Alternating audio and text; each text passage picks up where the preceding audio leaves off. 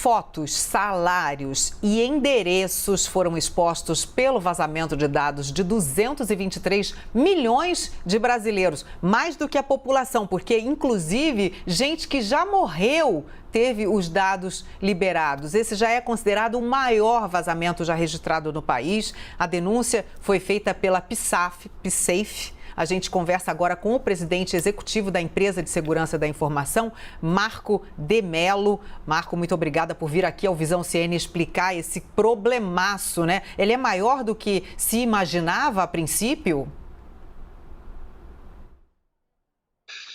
Então, Carla, obrigado pela oportunidade. Sem dúvida, é um vazamento assustador. Nós detectamos isso através do nosso sistema de monitoramento da internet escura para empresas, um serviço que a gente oferece para empresas, Defender Enterprise. A gente detectou isso em 19 de janeiro, na parte da manhã.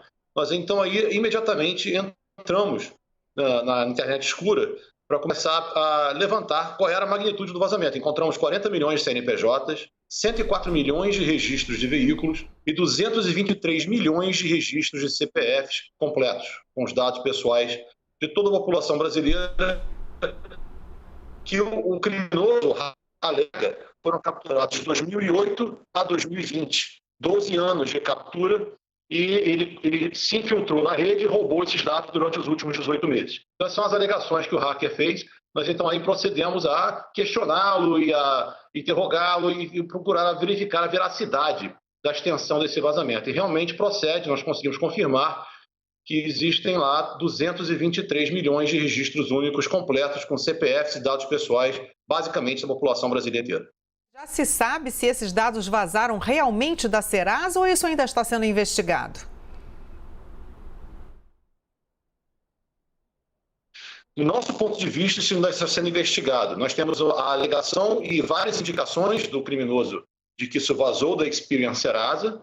Nós não temos uma confirmação independente pela nossa equipe de segurança ainda, estamos trabalhando nisso. As autoridades também estão investigando a procedência. É muito difícil você conseguir comprovar essa procedência exatamente, porém, as alegações do criminoso e as indicações de formatação de arquivo, etc., nos levam a crer que ele realmente conseguiu invadir essa rede. Sim, agora, Marco, esse já é considerado o maior vazamento registrado no país. São muitos dados que foram compartilhados. Como é que as pessoas podem se proteger? Quer dizer, como é que esses dados costumam ser usados até para fazer transações ilegais? Então, essa é uma pergunta complexa no quadro atual, porque o vazamento é total, né? A gente tem até gente que já faleceu, como vocês falaram. Então, você tem 223 milhões de registros e todos os dados lá dentro, é muito completo, muito robusto. Então, recomendar a todos os brasileiros para fazer um boletim de ocorrência sobre esse vazamento não é viável, porque isso basicamente cancelaria o propósito e a razão de fazer um boletim de ocorrência. Todo mundo vai ter um, então ninguém tem nenhum. Então, o que as autoridades precisam fazer é tomar uma posição pública sobre como que o cidadão, como que o indivíduo brasileiro pode reagir caso ele perceba alguma comunicação ou alguma ação suspeita no seu banco, com seus imóveis ou automóvel, ou e-mail, ou alguma dívida assumida em seu nome, ou seja, isso pode vir a acontecer. Ou seja, os criminosos que estão comprando esses dados estão sendo vendidos, estão sendo comercializados, enquanto estamos conversando aqui, eles estão sendo comercializados na internet escura.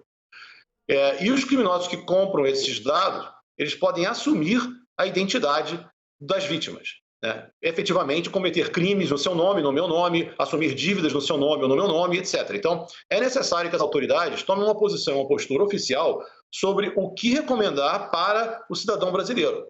PROCON, a Polícia Federal, enfim, eles têm que tomar uma posição pública sobre como que o cidadão brasileiro pode reagir vis-à-vis o maior vazamento de dados na história do Brasil. A gente já sabe, né, que muitas vezes os nossos dados circulam de forma indevida. Várias vezes você, quando dá o seu CPF na hora de uma compra, por exemplo, eu já visualizei, inclusive na tela do próprio caixa, todos os meus dados, inclusive endereço, né, ali na tela, na frente de um operador de caixa que eu não conheço. Então, quer dizer, a gente já tinha esse receio antes, mas agora realmente, como você disse, é algo nunca visto antes. Eu, pelo menos, não tenho memória de ter visto algo dessa forma. E a gente já tem alguma notícia de que tipo de providência vai ser tomada com relação a isso? Você disse que tem que ser tomada realmente uma providência aí já a nível nacional, né? Sim, eu não tenho nenhuma comunicação oficial das autoridades engajadas ou responsáveis ainda com relação a qual vai ser o posicionamento ou a recomendação. O que eu sei é que existem investigações que já iniciaram e processos de confirmação e determinação de escopo e responsabilidade. Porém, em termos de posicionamento oficial para a população brasileira, nós não temos nada ainda de nenhum órgão governamental. Estamos trabalhando com as autoridades, trabalhando com as instituições potencialmente mais afetadas, bancos, Febraban, etc. A gente faz o nosso trabalho como empresa de segurança para informar e alertar sobre a magnitude desse problema. Realmente é o maior vazamento que eu já vi. Eu estou há mais de 2 décadas em cybersecurity e eu nunca vi um vazamento desse tamanho. Ô Marco, é até difícil a gente tentar passar dicas para as pessoas se protegerem nessa situação, porque normalmente quando elas descobrem, né, que os dados foram utilizados, a dor de cabeça já está grande. Mas como, no geral, as pessoas podem lidar com esse tipo de problema? Quer dizer, no dia a dia, o que a gente deve prestar mais atenção em relação ao compartilhamento dos nossos dados para tentar evitar uma situação como essa?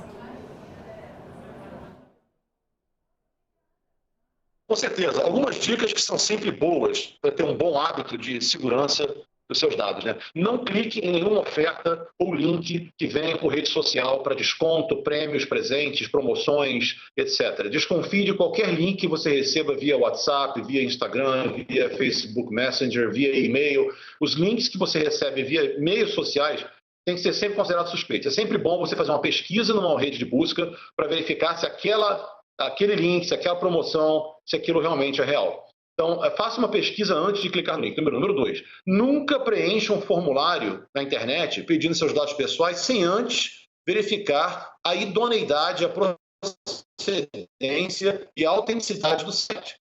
Se confie nisso, desconfie. Especialmente agora, após esse vazamento. Não preencha formulário de seus dados pessoais sem antes realmente confirmar que aquele site é o site do governo, ou é o site do seu banco, ou é o site com quem você já faz negócio há mais tempo. Não preencha formulários, a não ser que tenha muita certeza da procedência. E finalmente, tenha um sistema de segurança nos seus dispositivos, no seu celular, no seu computador, no seu PC, laptop ou Mac. Tenha um sistema de segurança que essa briga cibernética ela é injusta com o cérebro biológico. Então, uma pessoa que não é especialista em segurança, e mesmo quem eu mesmo como especialista em segurança, eu não me garanto em me proteger sem auxílio de uma inteligência artificial. Então você tem que ter um sistema hoje cibernético de inteligência artificial presente no seu dispositivo para proteger os seus dados e proteger você de ataques. Então essas 3 recomendações são as mais fortes que a gente faz e repete sempre, para que as pessoas tenham uma boa higiene em relação à proteção dos seus dados pessoais na internet e assim como dos seus bens, né? E ficar muito de olho também em qualquer ação suspeita no seu cartão de crédito, conta bancária, qualquer tipo de e-mail citando dívida ou processo jurídico, ficar mais alerta nos próximos meses com relação a esse tipo de comunicação e qualquer tipo de atividade suspeita no seu banco ou cartão de crédito. Marco, tenho certeza que quem está nos assistindo nesse momento está bem assustado e, infelizmente, algumas pessoas que devem ter já sofrido golpes estão se perguntando o que fazer, né? A Roberta perguntou como que a pessoa se protege, você deu várias dicas, mas e com quem já aconteceu alguma coisa nesse sentido? Quais são os direitos dessa pessoa? Pois, afinal de contas, a gente tem um fato que é o vazamento de dados pessoais e que ninguém pode ser responsabilizado por isso. Pelo menos, assim, a vítima, né, claro. Pois é. Sem dúvida. No caso da pessoa que já foi vitimizada, a única alternativa que a pessoa tem é fazer essa ocorrência, um boletim de ocorrência, reportar o que ela acredita aconteceu, em que data, e comunicar às autoridades que ela não é responsável por esse evento. Então, abrir esse boletim de ocorrência, reportar isso, procurar auxílio das autoridades em termos de oficializar a comunicação junto à polícia, junto ao governo, de que você não é responsável por aquela dívida, ou aquele ato, ou aquela compra, ou o que seja. Isso é importante para que haja um inquérito, para que haja uma investigação e para que possa haver, eventualmente, uma absolução da responsabilidade, se viável for. Então, o único recurso legal que eu conheço na legislação brasileira para o cidadão é procurar fazer um boletim de ocorrência ao ter certeza que houve um vazamento ou suspeita de uma atividade ilícita ou não autorizada em seu crédito, etc. Então, esse boletim de ocorrência realmente, hoje em dia, é a única ferramenta que eu conheço. O que eu gostaria de ouvir são as autoridades brasileiras, a nível âmbito federal, realmente tomarem uma postura mais defensiva do consumidor e mais clara sobre que passos podem ser tomados e como responsabilizar as empresas responsáveis por esse tipo de vazamento. Sim, agora, Marco, uma situação que a gente está acompanhando, que se repete bastante ultimamente, é a clonagem do próprio WhatsApp. Aí a pessoa entra e começa a conversar com os contatos, até pedir dinheiro. A nossa reportagem mostrou já várias vezes também casos disso acontecendo aqui no país. E chegaram algumas dúvidas de como a pessoa pode se proteger desse tipo de clonagem também, se a verificação em 2 etapas é suficiente. É o principal passo, sem dúvida alguma. A verificação de 2 etapas é o principal bloqueio que você tem, defesa que você tem contra a clonagem do WhatsApp. Evidentemente, como eu mencionei antes, se você tem um aplicativo de segurança, como que nós oferecemos e outras empresas oferecem também instalado no seu celular, o nosso sistema de segurança, ele bloqueia esses ataques, ele previne, ele não permite que o seu WhatsApp seja clonado. Nós temos essa tecnologia no Brasil disponível gratuitamente para os brasileiros, inclusive. Porém, se você não quer usar um aplicativo de segurança, você pode habilitar a verificação em 2 etapas e ficar bastante atento a qualquer pedido de confirmação ou qualquer pedido de senha no seu WhatsApp. Não informe isso. Em hipótese alguma, informe senha de código de confirmação para terceiros através do seu WhatsApp. E assim eles clonam. Eles se passam, às vezes, por atendentes de lojas de e-commerce, eles falam que estão vendo um ticket seu de compra e eles querem mandar um código para o seu celular para confirmar que você é o cliente, só que esse código não é o código do site de e-commerce, é o código do WhatsApp.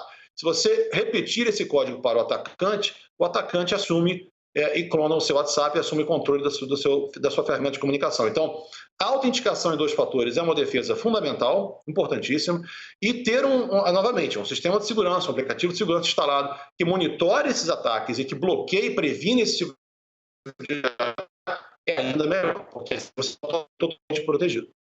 Marco, você falou aqui, então, da pessoa física, a pessoa que pode ser vítima desse golpe. Você falou de como o governo tem que se manifestar no sentido de, pelo menos, tentar inibir e descobrir o que aconteceu e a polícia investigar e tudo. Agora, eu gostaria de falar com relação até essa pergunta anterior aí da Roberta, com relação às instituições, às empresas, principalmente instituições bancárias, que a gente vê muitas vezes não se responsabilizarem por esse tipo de transferência que é feita via golpe, né? Que as pessoas sofrem golpes, perdem seu dinheiro, são enviados valores, às vezes altos, para contas que foram abertas nas instituições regulares, mas que depois ou é em nome de laranja, esse golpista desaparece e você nunca consegue recuperar o dinheiro. Quer dizer, a gente tem como também dizer que as empresas precisam também refazer muitas vezes sistemas de segurança, né? Blindar mais os seus sistemas para que não haja mais a vítima do cidadão comum que é de boa fé, enganado e acaba ficando com prejuízo. Com certeza. Existe muito que o Brasil tem que fazer nesse âmbito. Esse espaço é um espaço que o Brasil começa esse ano com a LGPD, a nova Legislação Geral de Proteção de Dados, foi criada pela nova agência para a proteção de dados, que é chamada ANPD. Então, com a LGPD em vigor no Brasil esse ano e com as sanções e multas entrando em vigor a partir de agosto de 2021, eu quero crer que as empresas vão ter que entrar na linha. Elas vão ter que começar a se organizar melhor e realmente implementar as medidas de proteção de dados, de privacidade de dados, de governança de dados, que elas já deveriam ter implementado há anos. Mas agora, com a multa e com a responsabilização civil e até, em certos casos, criminal da a força que a LGPD traz, isso pode tornar um âmbito mais compreensivo e assim começar a gerar frutos e resultados. As empresas brasileiras hoje, no geral, não vou dizer que todas, mas no geral, pela nossa pesquisa, nosso levantamento, elas têm uma capacitação de segurança e informação muito aquém do necessário, muito aquém do necessário. Então, é crítico que as empresas como um todo, a indústria, empresa, serviço, etc., elas implementem as medidas de segurança, proteção e privacidade de dados que estão previstas na LGPD. Elas implementem isso com urgência e tenham sistemas de segurança que monitorem seus sistemas com vazamento de dados. Tá? Esse é um serviço que empresas prestam, nós prestamos esse serviço, nós oferecemos esse serviço para empresas no Brasil. Qualquer outra empresa que ofereça também idônea está valendo. O importante é que as empresas tenham sistemas de proteção contra vazamento de dados e implementem as políticas de proteção e privacidade dos dados de seus clientes, fornecedores e colaboradores. Essa responsabilidade ela tem que partir das empresas, do topo e de baixo para cima, de cima para baixo. Tem que ser uma responsabilidade compartilhada. Isso tem que passar a ser parte da cultura empresarial no Brasil. Não só empresarial, mas também governamental, de Estado, porque a gente viu vários episódios, inclusive, de hackers que invadiram órgãos de Estado, ministérios, sites muito importantes. Então, é realmente um alerta muito precioso que você está fazendo aqui para a gente, de que todos têm a responsabilidade compartilhada de trabalhar pela proteção dos dados e das relações comerciais, enfim, entre pessoas, empresas e etc. Marco de Mello, eu agradeço muito a sua participação aqui no Visão CNN. Eu acho que falei primeiramente errado o nome da empresa, ele que é presidente executivo da Psafe, não é isso? Acho que assim é corretamente, né? Isso. Perfeito. Eu que agradeço a participação, é um prazer enorme e estamos à disposição. Muito obrigada.